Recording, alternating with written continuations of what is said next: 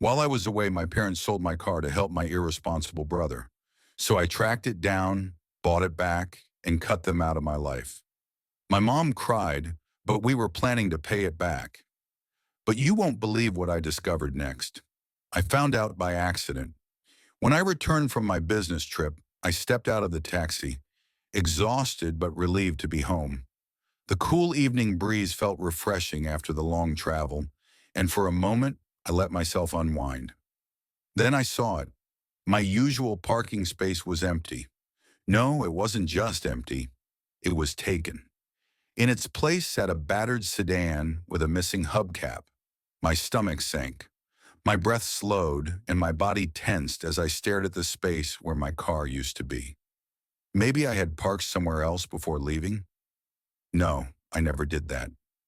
Slowly, almost mechanically, I pulled my keys from my coat pocket. The cool metal pressed into my palm, familiar and comforting. My keys, my car, my rules. Or at least, that's how it was supposed to be. A chill ran up my spine, and I gripped the keys tighter until their sharp edges dug into my skin. My heart pounded in my ears as I turned and walked inside. I could still remember the day I bought it, how I had sat at my desk night after night, calculating, budgeting, cutting out every unnecessary expense just to make the down payment. I worked extra shifts, stayed late, turned down vacations, and skipped nights out with friends. The moment I signed the papers at the dealership, my hands trembling with excitement, was one of the proudest of my life. It wasn't just a car, it was proof. Proof that I could take care of myself, that I didn't need to rely on anyone. And now it was gone. Mom, where's my car? My voice was sharper than I intended, panic already creeping in. Mom and Dad sat at the dining table, looking at me as though they had been preparing for this moment. They knew exactly what I was going to ask. Dad cleared his throat. Sweetheart, we had to sell it. A wave of cold spread through my chest. The words didn't quite register at first. You what? Your brother needed help, Mom quickly added, her voice almost apologetic. Almost. You know how much he's been struggling. He needed the money. A sharp, searing pain bloomed in my chest. Of course. My brother. The family's delicate little prince. The golden child who always needed help. The same brother who dropped out of college, refused to keep a job, and somehow always ended up in trouble, yet never faced any real consequences. And now, once again, I was expected to pay for it. I tightened my grip on the keys, feeling the ridges cut into my palm. My fingers twitched, wanting to throw them across the room. Instead, I let out a short, humorless laugh. You sold my car, the car I bought with my own money, without even asking me. Dad sighed as if I were the unreasonable one. You have a great job, sweetheart. You can buy another one. But your brother, you weren't even using it while you were away. Mom cut in, her voice getting defensive. I stared at her, jaw tightening. Excuse me? It was just sitting there, she continued, shifting uncomfortably under my gaze. And your brother, he's been going through a lot. We thought you'd understand. A hot wave of anger washed over me, stiffening my shoulders and making my hands curl into fists. My nails dug into my palms, sharp and punishing, grounding me in the moment. I took a deep breath, forcing my voice to stay even. Where's the money? Mom hesitated. Well, we already gave it to him. Of course they did. I could already picture where that money went. Probably another failed startup idea or some luxury gadget he needed for work. My brother never changed because he never had to. There was always someone willing to clean up his mess. I exhaled slowly, then looked down at the keys in my hand. Just a few minutes ago, they had meant something. They had symbolized my independence and hard work. Now they were nothing more than useless metal. I let them slip through my fingers, the sound of them clinking against the floor echoing in the silent room. They thought they had taken something from me. They thought I'd let it go, that I'd understand, like I always did, that I'd sigh, swallow my anger, and move on. They had no idea. Tonight, I wouldn't waste my time arguing. I had better things to do, because tomorrow morning, they would wake up in a completely different reality. I barely slept that night. Anger, disappointment, and a deep sense of betrayal swirled in my mind, not allowing me to find any peace.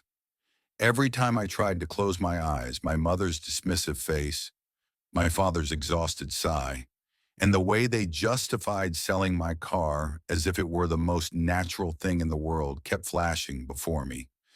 They expected me to just accept it and move on. They had no idea who they were dealing with. By the time the sun began to rise, my plan was already taking shape. I got out of bed, stretched my aching limbs, and walked over to my desk. My laptop powered up, and I opened a new document to start typing. I needed a list, a clear breakdown of everything I needed to do. Find out who bought my car.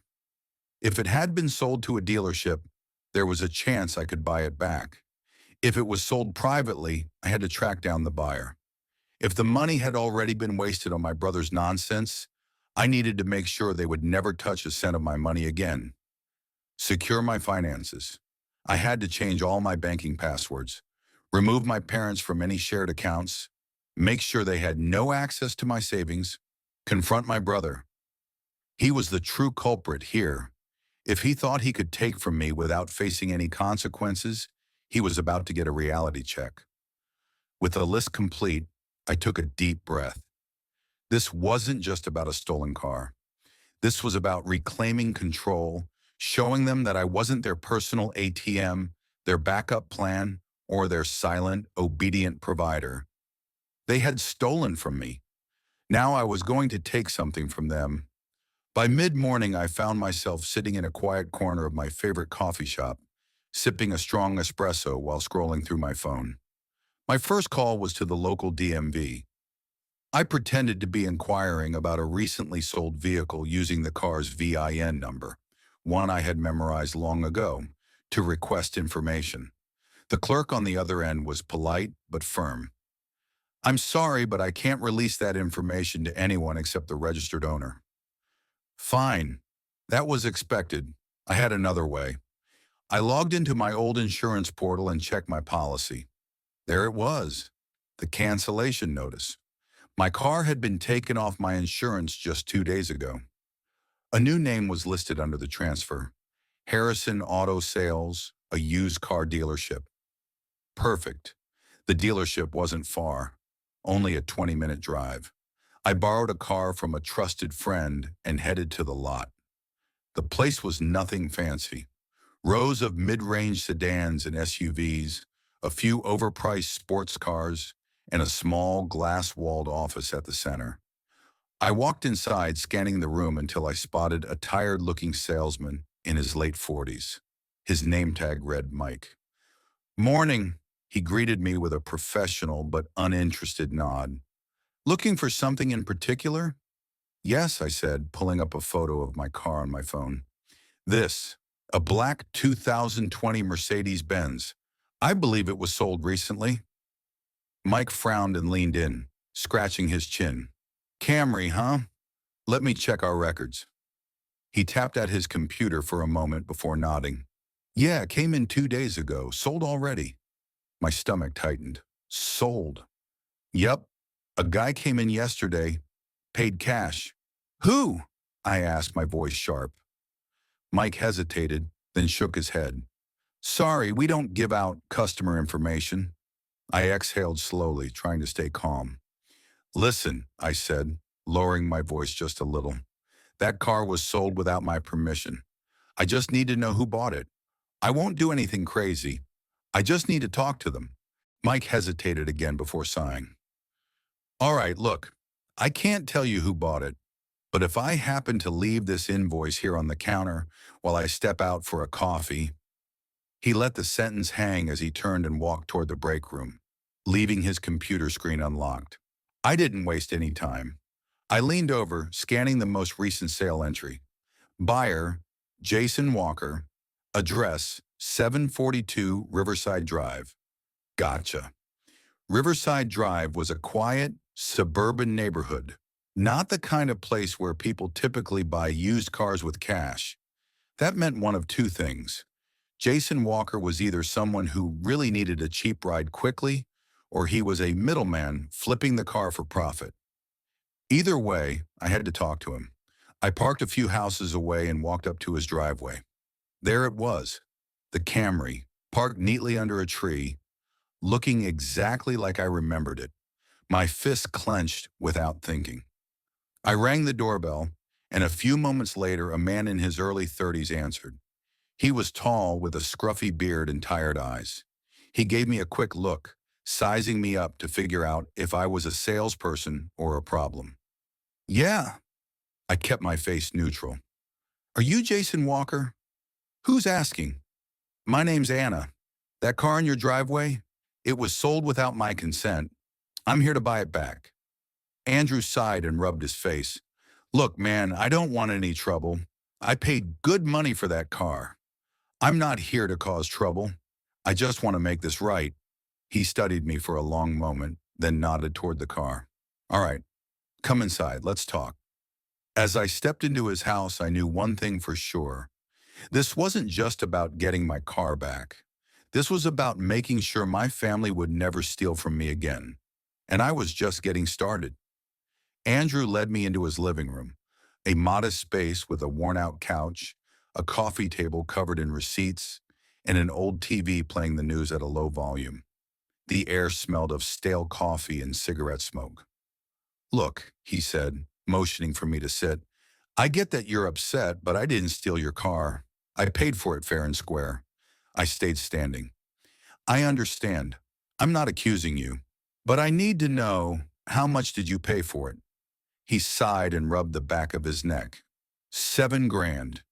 Cash. 7 grand.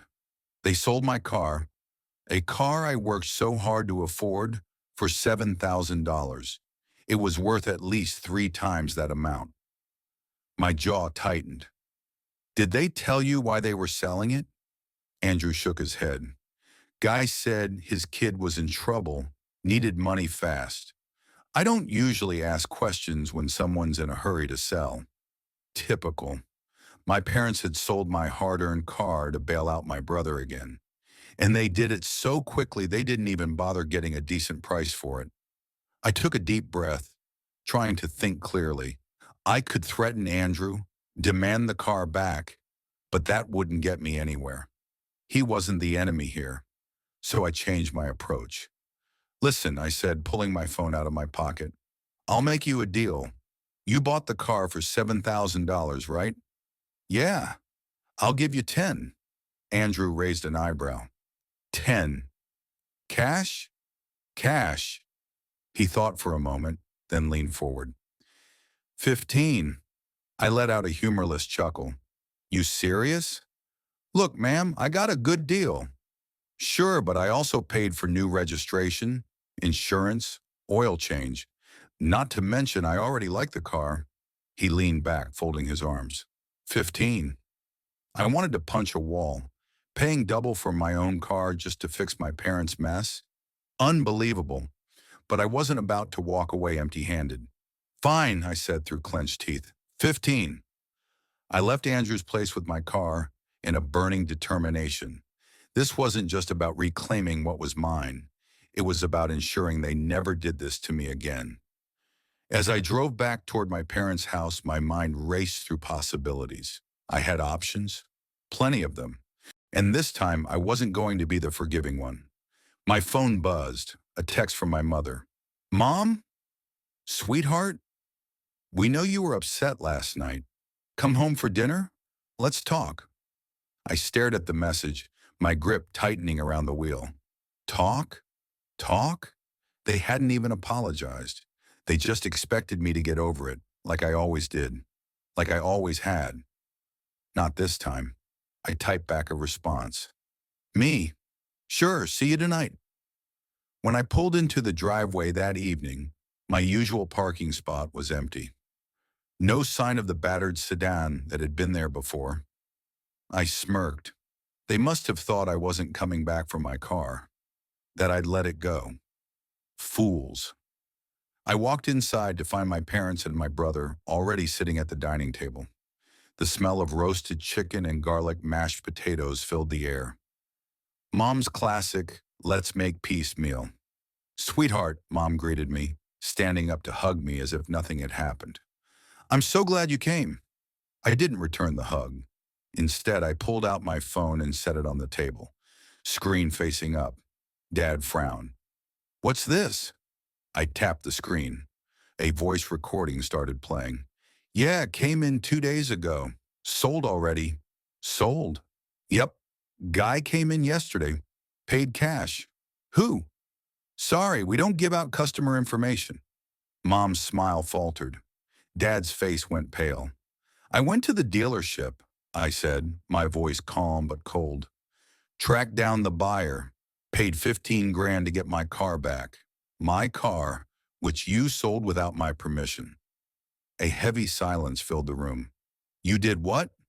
My brother finally blurted out, his fork clattering onto his plate. I got my car back, I repeated. And now we're going to talk about how you're going to pay me back every single cent. Dad shook his head. Sweetheart, that's not how family works. Sometimes we make sacrifices for each other. I slammed my hand down on the table. Sacrifices? I snapped. I make sacrifices. Every time it's me. When is he? I pointed at my brother, who was now shifting uncomfortably in his seat. Ever sacrificed a single thing for me? Mom opened her mouth, but I didn't let her speak. You know what? I continued. Forget the money. I don't even care about it anymore. What I care about is this. You will never get a single dollar from me again.